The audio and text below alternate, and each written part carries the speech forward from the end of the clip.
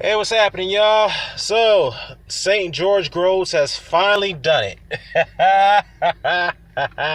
He is finally a world champion.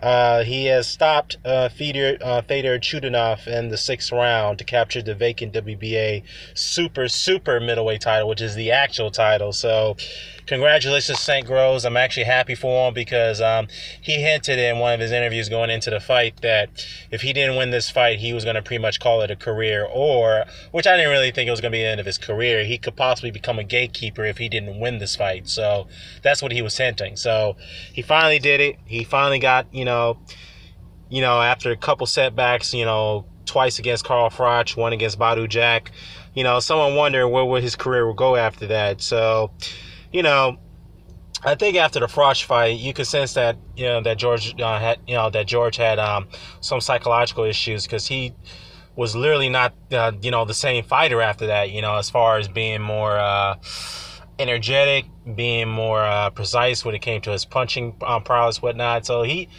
didn't seem to be this obviously the same fighter who had that fire after the Carl Froch fights, but he didn't seem, he started off cold and going into this fight as well against Fedor Chundinov, but I guess when he got Chundinov in trouble, when he started wobbling him in the fourth up to the sixth round, I'm pretty sure after this fight, he's really got his confidence back. He's really, even though he's had five straight wins, including this one today. I'm sure that he's more than competent than ever now that he's a world champion. He's aligned himself to get more big money fights now in the super middleweight division. So, who's there to fight? As far as big money is concerned, James DeGale is there, and he is the IBF super middleweight champion. So maybe we could see a unification bout between him and DeGale. That's something I would like to see. Or the WBC title is now vacant, and now that Badu Jack has moved up. And we have, because I think, what's his name, David Benavidez is probably going to be going for that title now. I believe he's going to be getting a shot at that title. It'd be interesting to see what's going on in the super middleweights. Callum Smith is there. Of course, the WBO champion is, Gilberto Ramirez. So that would be a pretty interesting fight that could be made. So St. Groves has got options. I definitely want to see him in the unification bout next.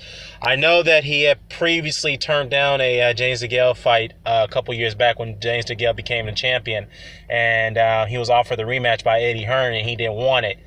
And some people were surprised about that because Groves has a win over DeGale. That's DeGale's only loss, and DeGale has been very vocal about getting that rematch.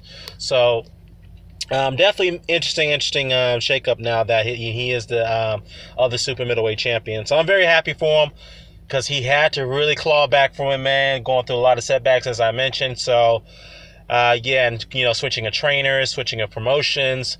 So, definitely happy for the guy. So, what do you think of St. George Groves?